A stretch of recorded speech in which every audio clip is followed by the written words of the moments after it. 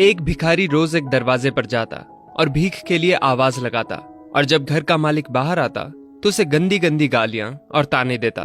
मर जाओ, काम क्यों नहीं करते, जीवन भर भीख ही मांगते रहोगे क्या। और तो और कभी कभी गुस्से में उसे धकेल भी देता, पर भिखारी सिर्फ इतना ही कहता, ईश्वर तुम्हारे पापों को क्षमा करे। एक दिन सेठ बड़े गुस्से में था, शायद व्यापार में घाटा हुआ था। वो भिखारी उसी वक्त भीख मांगने आ गया। सेठ ने ना आव देखा ना ताव, सीधा ही उसे पत्थर दे मारा। भिखारी के सिर से खून बहने लगा। फिर भी उसने सेठ से कहा, ईश्वर तुम्हारे पापों को क्षमा करे, और वहां से जाने लगा। जब सेठ का गुस्सा थोड़ा कम हुआ तो वो सोचने लगा कि मैंने उसे पत्थर भी मारा, पर उसने बस दुआ दी। इसके पीछे क्या रहस्य है, ये जानना पड़ेगा। और वो भिखारी के पीछे चलने लगा। भिखारी जहां भी जाता सेठ उसके पीछे पीछे जाता। कहीं कोई उस भिखारी को कुछ भीख दे देता तो कोई उसे मारता, जलील करता, गालियां देता, पर भिखारी इतना ही कहता, ईश्वर तुम्हारे पापों को क्षमा करे। अब अंधेरा हो चला था। भिखारी अपने घर लौट रहा था। सेठ भी उसके पीछे था। भिखारी जैसे ही अपने घर लौटा, एक टूटी फूटी खाट पर एक बुढ़िया सोई थी, जो भिखारी की पत्नी थी। जैसे ही उसने अपने पति को देखा तो उठ खड़ी हुई और भीख का कटोरा देखने लगी। उस भीख के कटोरे में मात्र एक आधी बासी रोटी थी। उसे देखते ही बुढ़िया बोली, बस इतना ही, और कुछ नहीं। और ये आपका सिर कैसे फूट गया? भिखारी बोला, हाँ बस इतना ही है।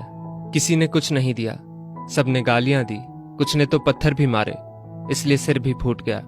भिखारी ने फिर कहा, ये सब अपने ही पापों का परिणाम है।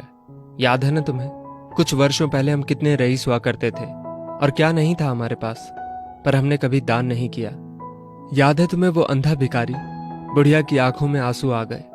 कैसे हम उस अंधे भिखारी का मजाक उड़ाते थे, कैसे हम उसकी थाली में रोटियों की जगह खाली कागज रख देते थे, कैसे हम उसे जलील करते थे, कैसे हम उसे कभी कभी मार व धकेल देते थे। अब बुढ़िया ने कहा, हाँ सब याद है मुझे।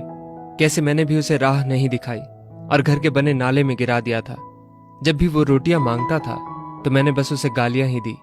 एक बार तो उसका कटोरा तक फेंक दिया था।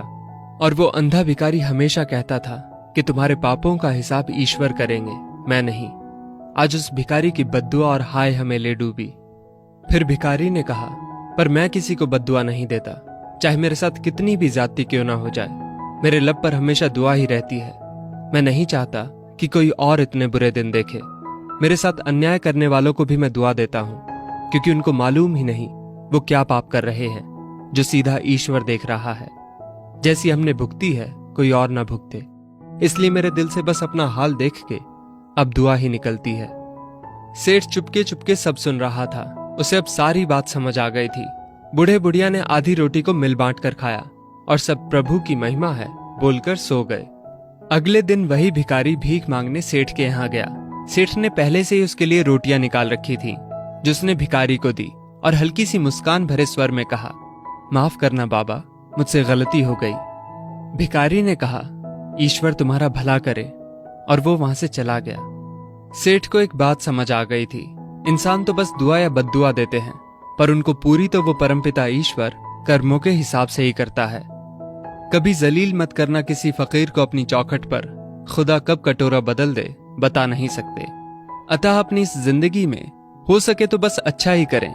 वो ईश्वर दिखता तो नहीं है, परंतु सबका हिसाब पक्का रहता है उसके पास।